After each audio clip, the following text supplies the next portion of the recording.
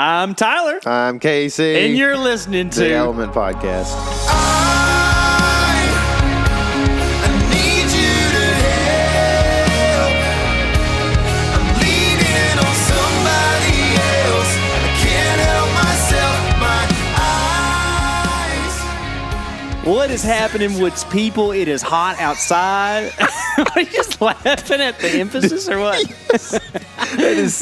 That's a Hopkins County thing to do. It is, dude. I'll tell you what. All right, I know I live here in Range, but y'all say that old armadillo. Hopkins is home, sir. All right. The heat gets to us this time of year, y'all. Been on a mower all day. Tyler's just been getting hot himself, just mentally, physically, all of it. Mostly mentally. And we are laughing and having a good time today because we are talking to another good timer. His name is Lucas Cayko, and we're going to talk about hunting buck bedding in the early season, all right? And this ain't going to be your standard old, go in the marsh thing, all right? Like, we're going to get down to the nitty-gritty about how to kill these big bucks on buck bedding. And just so y'all know, we are doing another podcast series in conjunction with kind of our standard show. What this is, it's called Public Pens. And we talk all about these different tactics, these different scenarios that you'll run into out on public land whenever you're deer hunting, okay? So be sure and check that out as well. Tyler, I do believe you have ranked buck bedding in the past, and you probably did on that podcast. But would you tell the peoples how you feel about buck bedding when it comes to a tactic that you're going to use? I don't use it very often, but the best way, I don't want to go into a huge description, but because I did that on that podcast, but yeah, there are times when buck bedding happens to fall in your lap that it can be really effective. Yeah, absolutely. But I think there's also particular circumstances for certain people, like Lucas Cayko, where it actually works really well to hunt buck bedding. It's just not something that has worked really well for us in the past. Yeah. So what about you? I think that in Texas, it's something that I hardly ever correlate to. But when we go out of state, I believe it's, especially when you start talking about some of that more Western stuff, it's so advantageous. I'm not going to say easy, but it's advantageous to pinpoint the areas these deer are spending their daytime and then figure out where they're spending their nighttime and get in between there on whatever hunt it is. And I think that Lucas is really an expert at doing that. So if you want to, I think we need to get Lucas Cayko on the phone. Let's do it. All right, so now on the phone we've got Lucas Cayko. He has been on the podcast before. He is definitely one of the favorites of ours and the audience in the past. Lucas, how's the summer going, man? Oh, it's fantastic. Other than we could use about 6 more inches of rain. Yeah, I think that's kind of the whole upper plains, isn't it? Like Montana's the same way. Yeah. Yep. Yeah. It's been dry everywhere up here. Yeah. And right now it's just more or less each day I just keep counting. Each day that goes by, I don't find dead deer and stuff like that or hear of it in the area. It's just like, it's like another sigh of relief, and it gets dry up here, and gets dry in areas. That's a lot of times when stuff starts to pop up, diseases here and there. So just kind of crossing the fingers on that point. Yeah. You don't expect the hurricane to head up there to North Dakota? Rain on you? Yeah, we'll get those. They'll get those a lot, but the rain usually turns white. So, for real. Oh man, that's I'd take it right now. Though, if it wanted to snow, I'd take it. Yeah, man. 2 feet, 3 feet, I don't care. Me too. I don't know if I've ever seen 2 feet of snow. We got close. Oh, I don't know if you kept up with it, but it's phenomenal. It's phenomenal. Yeah, last winter, like we got pounded for about a week, man. It was pounded. It was ridiculous. It looked like North Dakota where we were. So I don't envy that part of what y'all have to deal with by any means, but y'all have some quality deer up there that are they do put a twinkle in your eye when you take a look. Actually, I was just looking at your Instagram page before we got on because we were messaging there, and I was like, man, his eyes are twinkly. His eyes are twinkling all the time because they're killing giant stuff. And we want to talk about some early season buck bedding, but I think it's worth just talking about right quick. Your wife killed a giant moose, man.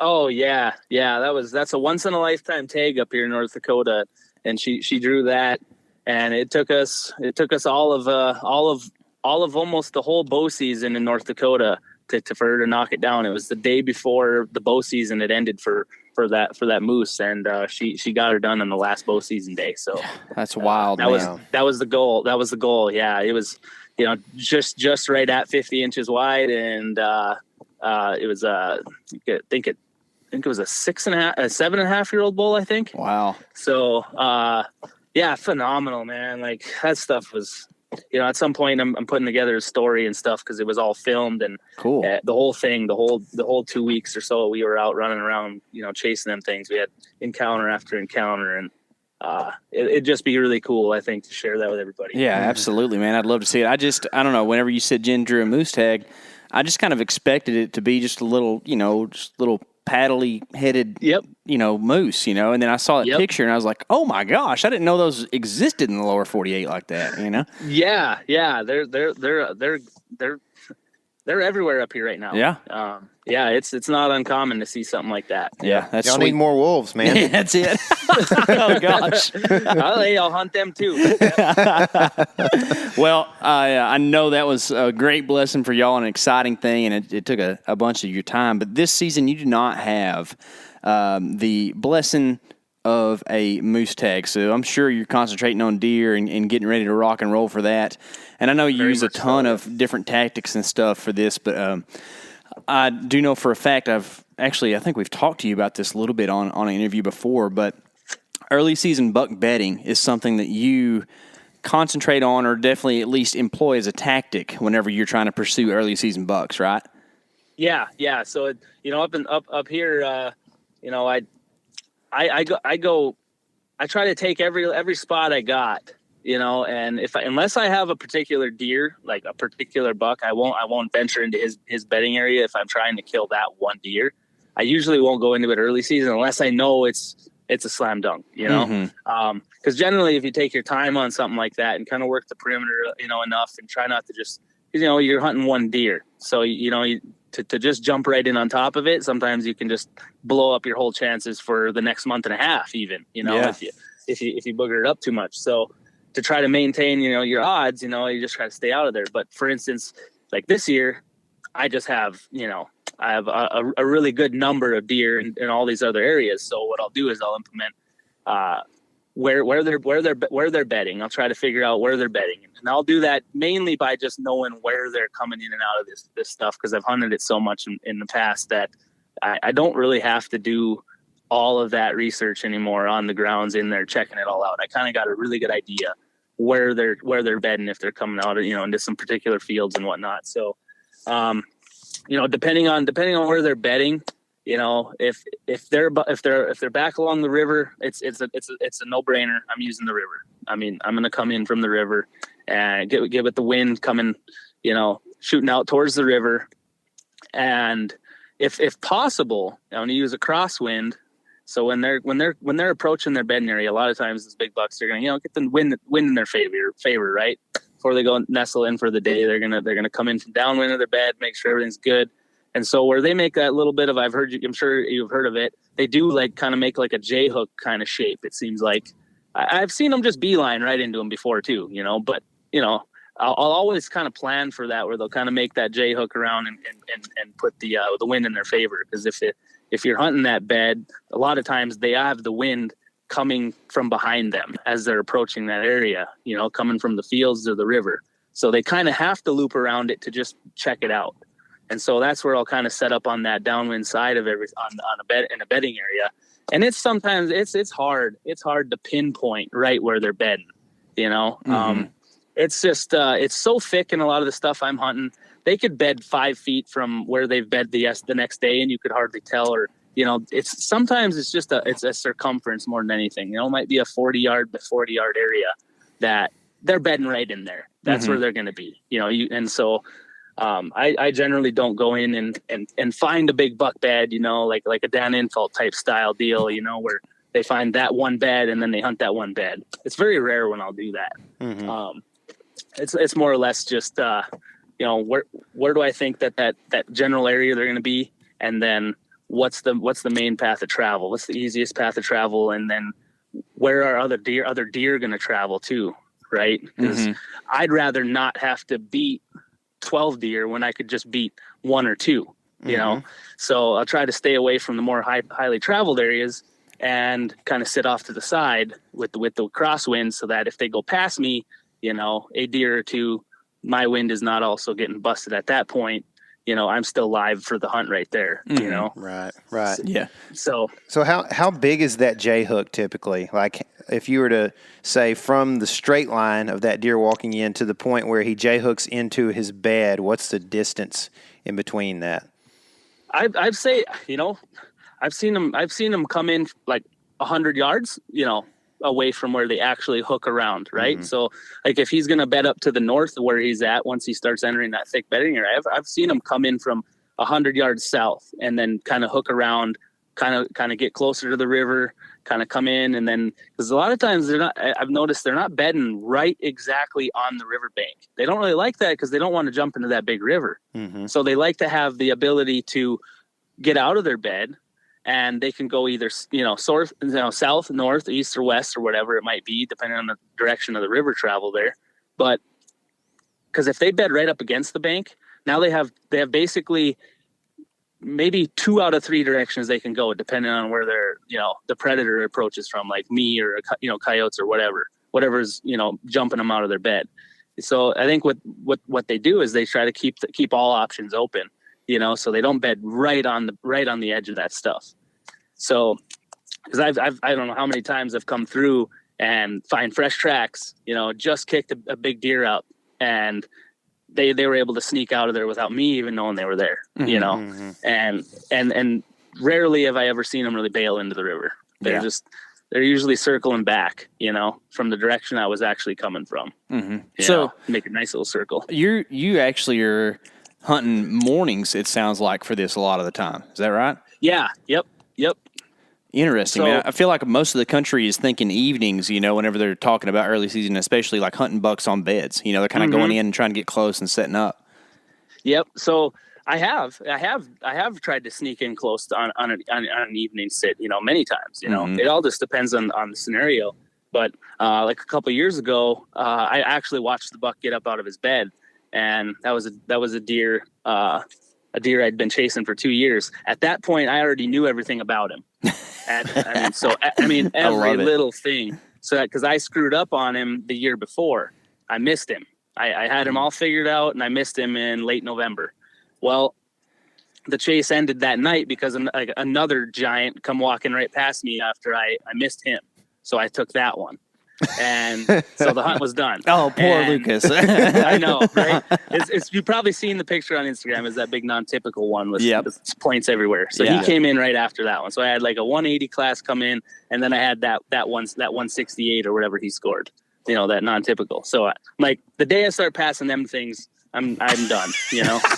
So you're a moose hunter at that point. So anyways, with that particular deer, after I had shot that buck, that non-typical, I was sitting there, and after that whole thing unfolded, I said, you know, and this buck, I called him HVI. I got the nickname from a buddy of mine that was a sniper. You know, there was a high value individual is what they would call their targets, right? So I named him HVI that summer when I first found him, and so HVI, I said, I know everything about this guy now. I know everything I need to know about him. That basically connected all the dots and all the things that I thought this deer did and where he lived. So the following year, I waited till the exact perfect moment, perfect day, and I went in there, and I had to walk through waist deep, chest deep water, and it was just through a bunch of flooded timber and everything. I just knew where he was living was going to be dry. So, and I hadn't seen him all summer anywhere in the fields. I just got word that somebody had seen a big buck run into that timber. So I'm like, all right, that's got to be him. So I go back in there that first day, and I go right back to where I suspected he's bedded. I watched him stand up, and he walked over to me, and I shot him. Golly. It was ridiculous. I was on the ground. Talk about just gut check feeling, right? It was a gut feeling. I called it from the get-go leaving my office that day. I texted all my buddies. I was like, I'm going in to kill HVI tonight. So like Lucas said, if you're in the thick of it in the early season, man, sometimes there's so much brush, there's leaves on the trees everywhere. You're set up in a weird tree because you're setting up on a bedded buck or a spot where a buck's going to bed or what have you. Man, you don't need to be shooting a flimsy arrow trying to make it through this stuff and just hoping that it makes a decent shot on deer. What you need is a quality arrow that's a heavier arrow that has good FOC, and that's what vector arrows are, okay? They are made to penetrate, they are made to endure, they're made to do all the things that we need our archery equipment to do on big, nasty, giant bucks, okay? So go to vectorcustomshop.com, and you can go use their algorithm to input your draw length, your bow draw weight, and all that other stuff, and they will spit you out the perfect arrow for your setup. So check out vectorcustomshop.com. 100%. I knew it in my heart I was going to kill him. It was the weirdest experience ever. That's awesome, dude. That's so cool. You know, So why do you, that worked out that evening, and that's kind of a little bit of the stereotypical type, but why do you choose to do mornings a lot of the time? So, well, for bedding especially, that's when you can get in there. The deer generally don't like to move too much in the evenings anymore around here because of the pressure we've been getting from people over the last 10, 15 years. So it can be tough to get a deer up in shooting light in the evenings. That's not always the case, but I've just noticed I've had a lot of better luck getting in there in the morning and catching them coming in late, even 9, 10 in the morning. Really? If you sit there long enough, it's kind of interesting. You wouldn't think that a lot of people don't hunt early mornings in the early season. So yeah, are there any variables for that tell you early season in the morning is the place to be? That's the thing to do and to get in there, that lets you know that you're not gonna walk in there in the dark and he's already gonna be in there. Yeah. So it's kind of tough, right? If you're running trail cameras, hopefully you have that intel, right? If you're using a trail camera, I've been slowly getting away from trail cameras over the last few years. I'll still use them here and there, but for the most part, it's literally just to know a deer exists, not to necessarily know when he's moving or not. And because I feel like I've screwed up more hunts than anything with deer with running trail cameras, because I just. You just go in there. It's just more scent in there, and it's more. You just alarm them. These big deer, they don't get big for no reason. I hate even taking a risk on that. So with mornings here, I feel like I have a better chance getting a daylight look at them. And number two, if I screw it up, big deal. I'm on to the next spot. So that's kind of how I look at that. And and if it's not a river access, I'm making a big loop anyways. So I'm coming in completely back door.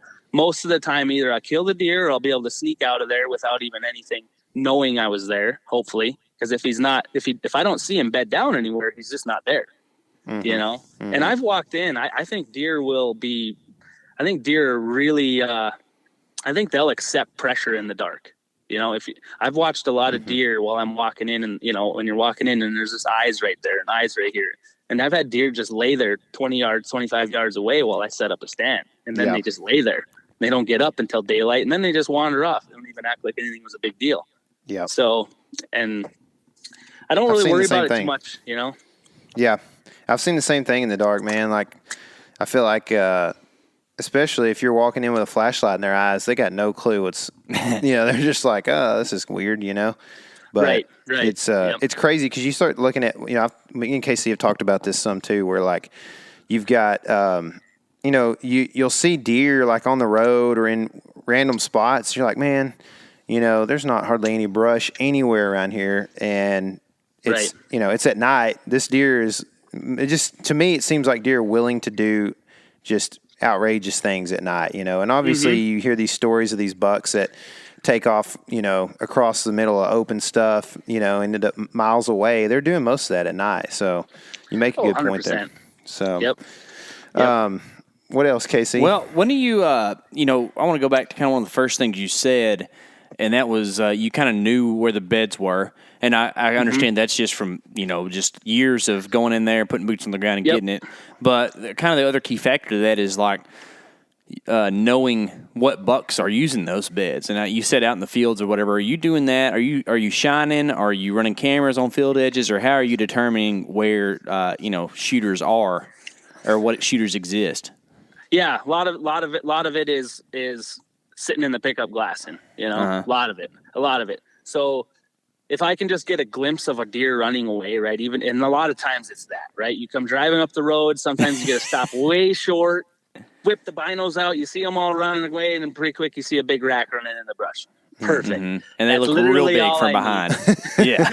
And they always do, right? Yeah. Oh, yeah. It's always a Boone and Crockett when they're running away. Oh, every time. You know? Yeah. So from there, what I might do is, depending on my comfortability of whether or not they're going to be out there another night, or if I got to get there earlier one day and actually just set up somewhere, maybe go climb a tree, a few hundred yards away to get a good look at that field or that back corner, to get a look at them visually, or if I can, if I'm comfortable, there's not going to be any other people around, messing around too much, then I'll go put a camera on the edge out there somewhere.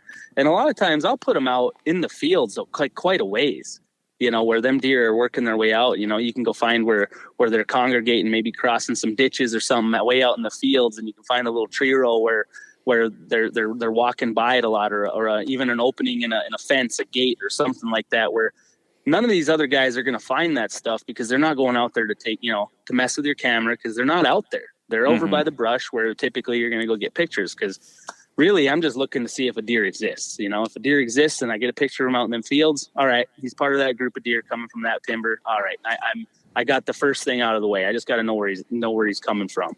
Then from there, I can make a game plan on how far I think they are going to be deep, because up here they can be a mile deep, or they could be 300 yards deep into the brush. It just depends on, a lot of times in the early season, they'll bet a little bit closer, right? They'll get a little bit closer to the bedding area.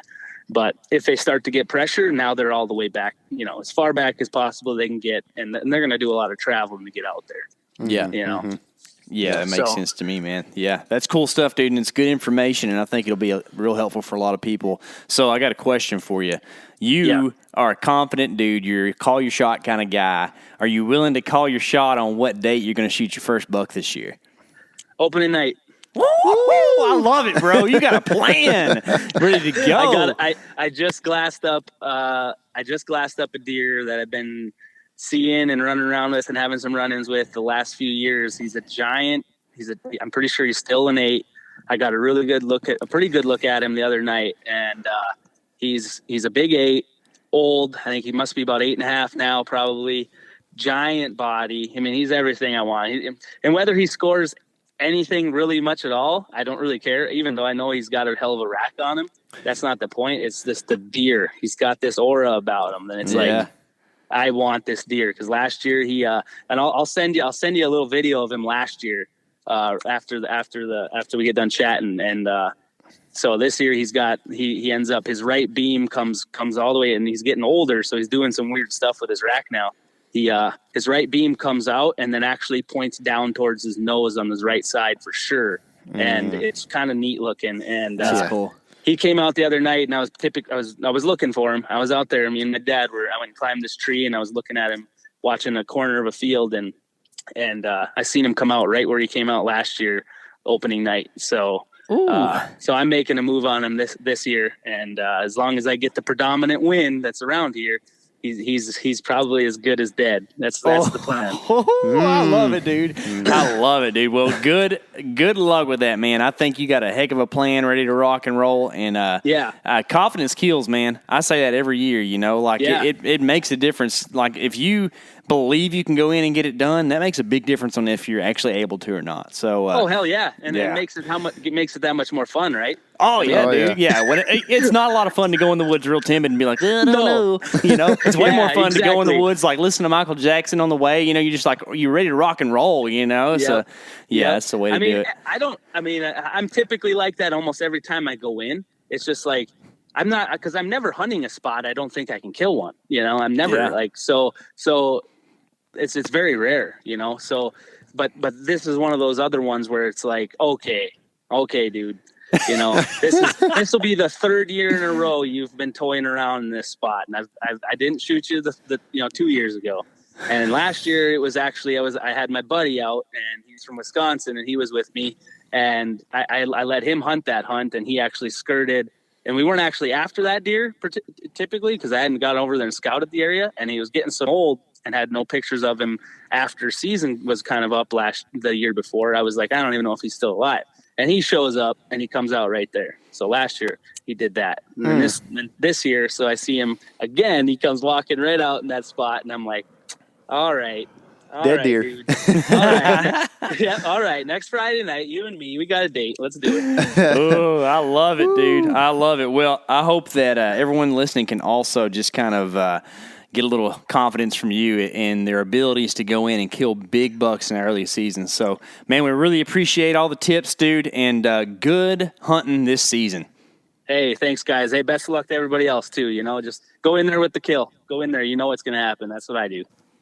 Guys, I hope you're finding this information helpful. I know I am. I love talking to big buck killers, and that's what we've tried to do with this early season series. We're actually fixing to head out and do some early season hunting. So if you haven't yet, you really need to subscribe on YouTube, because that's where you're going to get to follow along with all of our hunts that we have going for the 2021 season.